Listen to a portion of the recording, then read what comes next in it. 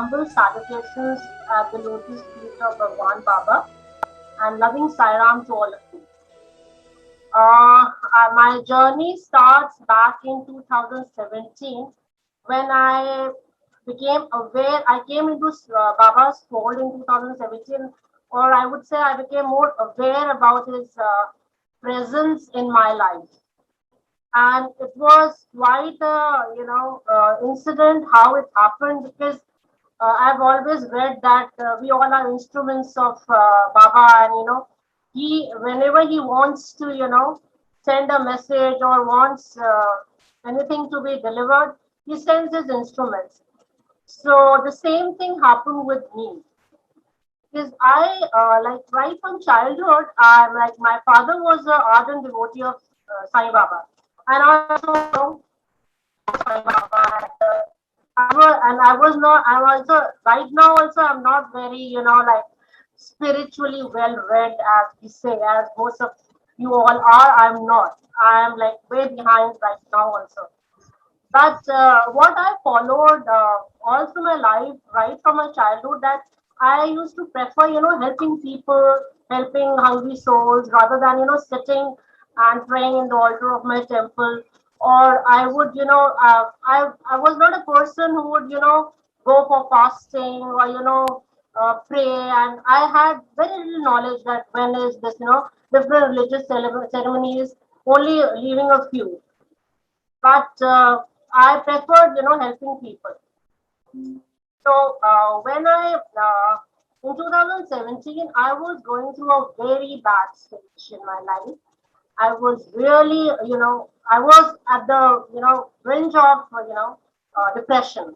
And 2017, when New Year, I used to always pray to Baba that I never asked for materialistic things, but I always asked that I want some happiness for my family, for my loved ones, near ones. And I was going through a really bad phase. So I prayed to Baba, and I prayed, and I literally cried, and I said that either you call me, or you send someone who could help me out, or who could understand what I'm going through. In 2000 May, I was scrolling down my Facebook, and I get a message. And I get a message of a friend request, and a message on Facebook that, hi, I'm this is this, and I'm your MSc classmate, and do you remember me? And when I see that name, and instantly I go down the memory lane, and I remember that, oh, he was my MSc classmate. And I always like, there were very few people in my college time. I was very and this person, he was one of them. So I got so happy. I was really excited that finally Baba has answered my prayer, and I've got a friend. So then we connected, and down the lane, he understood that I was going to a very bad phase, because he had known me back then, and I was a very, outspoken, outgoing, extrovert girl, and very fun-loving and very positive. And I don't mind telling you all that I had become very negative when got connected with him. So he first like he also felt very bad what I was going through. So he tried to motivate me that, okay, you, why don't you go out and work? But then I had my some health issues also, because of which I couldn't work, and I had left my work. I was earlier running a tutorial, but due to my health issues and my family issues, I had to leave my work. So I was very down in spirits, and I had become very negative. But he motivated me a lot, and then I tried, but I couldn't succeed in getting a job.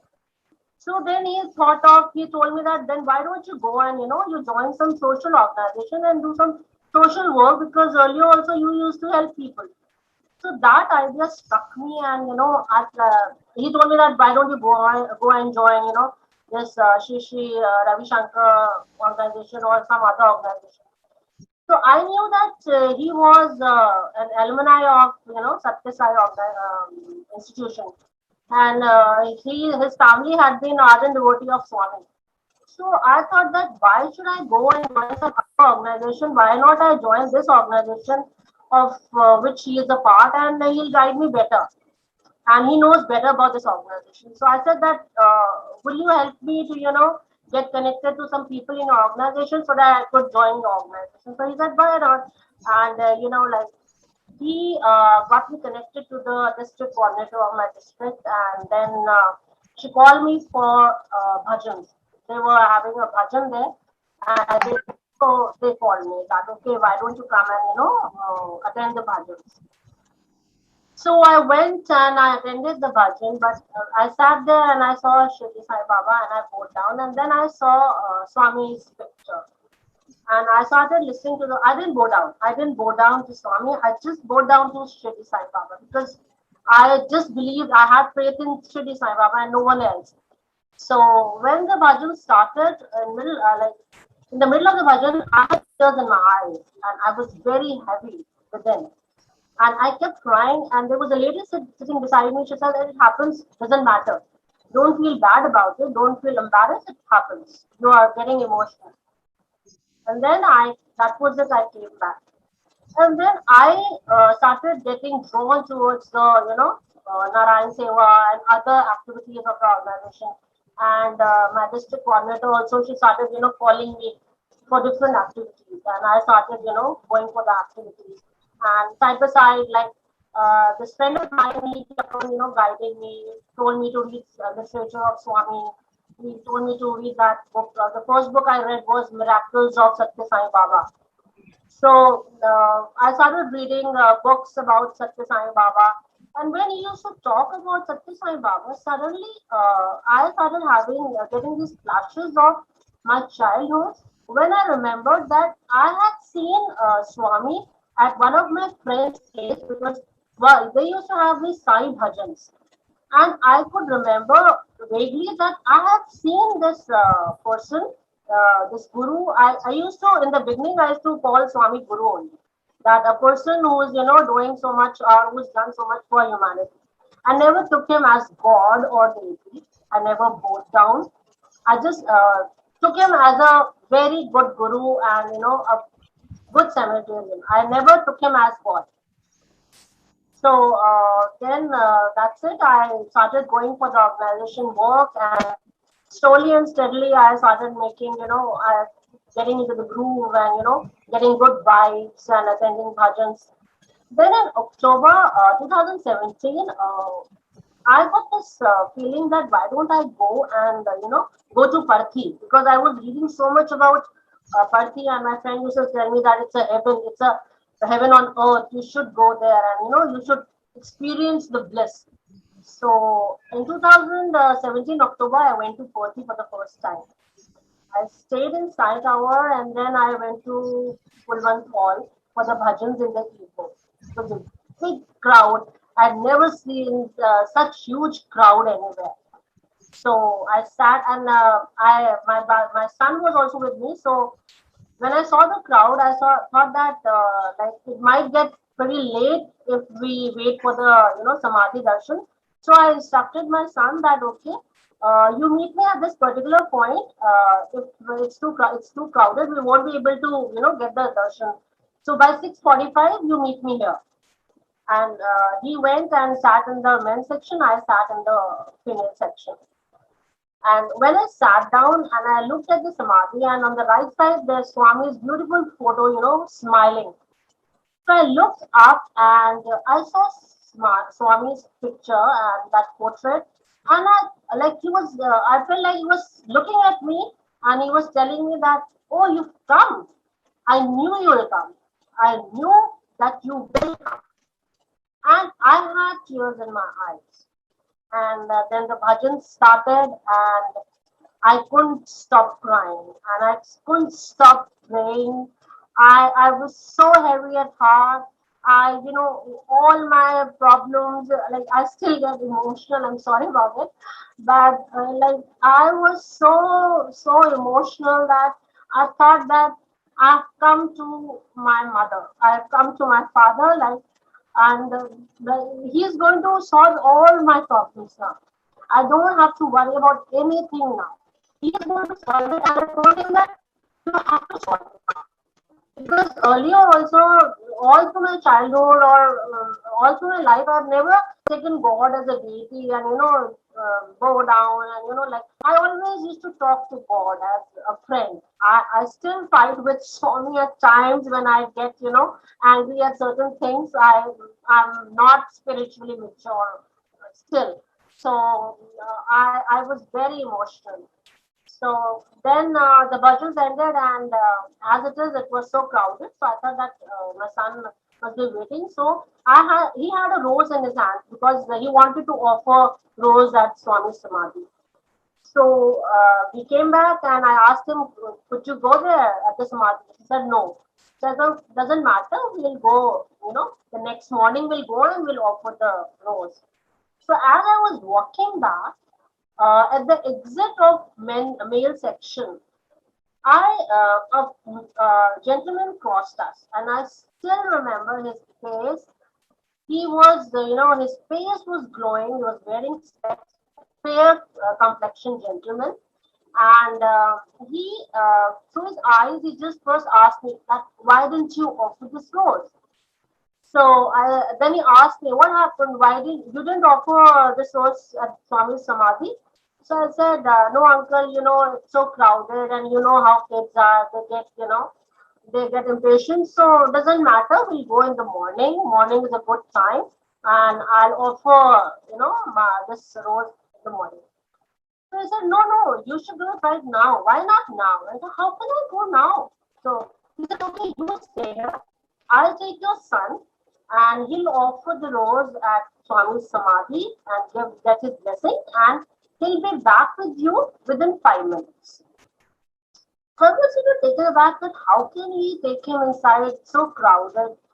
But then I saw that, he went from the exit gate inside and nobody stopped him. No one stopped him. And he took my son, and there was a long queue. And he took my son, and he made him stand just three people behind the Samadhi. Like there were just three people ahead of my son. And he spoke to one of the gentlemen there, and he came back. And I was watching it from the gate, and he said that, "Brother, don't worry, he'll be back within 3 minutes." And he went. And I just looked at my watch, and I said, "Okay, now it's going to take time and what." And when my son came back, it was exactly 3 minutes. It was exactly 3 minutes, and I was shocked that how could he, like tell the exact time. So, well, I came back in the hotel, and then as my friend was, guiding me through my trip, and he was always calling me up and asking me what you're doing, and go here, go to Gayatri Temple, and this. So I related my this experience with him, and he told me, "Arpita, you are a blessed soul. Swami came in a physical form to welcome you, and you couldn't understand that he was right, like in front of you." And I still get goosebumps, and I couldn't believe it. That I said, "Yes, Swami comes to welcome people who go for the first time, and he loves you so much. He came himself to welcome you." So I couldn't control my tears, and I was full with emotions, and I can't explain you my feelings at that time, what I went through. And then I stayed there for 2 3 days, attended bhajans, and I really, I thought that I was in bliss. I had no problems in my life, and it was all good. And we came back. And then in January, I went for the Prashanti Seva. Like I came in Swami's fold in 2017, and many people still tell me that you're very lucky that you came in his fold in 2017, and the same year you went for the Seva. So I also feel very happy about it that Swami chose me to do that service. So I went for the seva, but I didn't know anyone there. I was a little, confused that I don't know anyone, how I'll do the seva because I have a problem with my legs. Like doctors have told me, I have issues with my legs. I can't walk that much. So I use my braces to walk. So I was little, like taken back कि मैं कर पाऊंगी कि नहीं कर पाऊंगी, because I don't want to fall back. मतलब if I'm something which I always do is if I commit something, I complete it. And if I don't complete it, I feel very, guilty about it. So I kept praying to Swami कि स्वामी आपने मुझे बुला तो लिया है, but पता नहीं मैं कर पाऊंगी कि नहीं कर पाऊंगी. So then I said, okay, I'll leave it to you because you called me, you will help me with this. So I went to the Western canteen, and it was such a memorable experience. I can't explain in words. I used to get up. I've never got up at 4 o'clock in my life in the morning. I used to get up at 4 o'clock, take bath, and then go to Western canteen. I was assigned the duty of making tea, coffee for the permanent staff and the Sevadal there. And I met some lovely people in Western canteen. I had a bliss. I met Kiran Diwan auntie there, whom I look up to a lot. I respect her a lot, and I really respect her for her poise, her calmness, her smiling face also always kept me going. And she shared her experiences, and like she's always motivated me to, do better. So I always looked up to her. Then I met Sumi there who came 2 days back. I met Tina there. I met a lot of very good people. We used to do seva, and at night we used to all sit together and have dinner. And it was a lovely experience for me. So these are very small, small experiences which I had with Swami. And after that, I started having dreams. I used to, listen to people that अभी स्वामी आए सपने में, and I used to think कि स्वामी मुझे तो आप आते नहीं हो, मतलब आप मुझे प्यार नहीं करते हो, मेरे को तो मतलब I am like this. I talk to God. I take him as my best friend. So then I started getting visions of Swami. Sometimes I used to decipher, sometimes I used to like fail in deciphering what he meant. So then I started doing all the activities. And then in 2019, and again went for the seva. And that is another experience which I want to share with you all, because I want to show, like, tell you that how kind and how blessed kind Swami has been to me and to all of us, and he loves all of us so much. Whatever you ask with, sincere prayer, and he just delivers it to you. He might deliver it a little late, but because I think he doesn't want to spoil us by giving us everything. So he delivers, he gives everything to us when we ask for those things. So I went for the second Prashati Seva. Then also I went alone. I was not knowing a lot of people in organization. I just knew a few people in my district only. So I went for the Seva, and I got General Hospital. So and I got I had to stay in the ashram. So I got a room also because of my health issue. Like I got a room in North Wing, and there was a lift there. But had to, share my room with someone. So I was little, uncomfortable that Swami, I have to stay here for 10 days, and I hope my room partner, I can gel with that person, and, because 10 days, quite big, long time. So again, Swami answered my prayers, and I got a room partner. She's from Central District, and first day onwards, we gelled so much, and we bonded so well. And the very unique thing which I came to know the same day was that she belonged to the same state to which I belong, and to the same village. Like I belong to Himachal, and she also belongs to a place called Dharamshala. And our life journey had been a little similar, and our problems and our, triumphs and defeats were also a little similar. And we gelled like, soul sisters. And till date, like it's been 2 years, and I don't have a sister. But I think that Swami's given me a soul sister. I share all my joys and sorrows with her.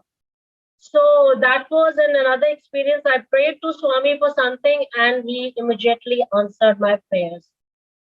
And that's it. And he's been always there with me. He's always helped me to overcome my weaknesses, and I still fight with him much. I still fight with him when I don't, I get emotional sometimes, and but I always, I know that he's there with me, and he'll be always there with me, and he loves all of us very much. And whatever, if you pray with sincere heart, Swami will never refuse you anything. He just takes a little longer time, but you get what you want and what you deserve. That you definitely get. So I'm really grateful that I came into Swami's fold, and I'm really in debt to my classmate who got me into Swami's fold, and my soul sister also. She's been through all my ups and downs in life the last 2 years. Thank you. Om Shri Sai Ram.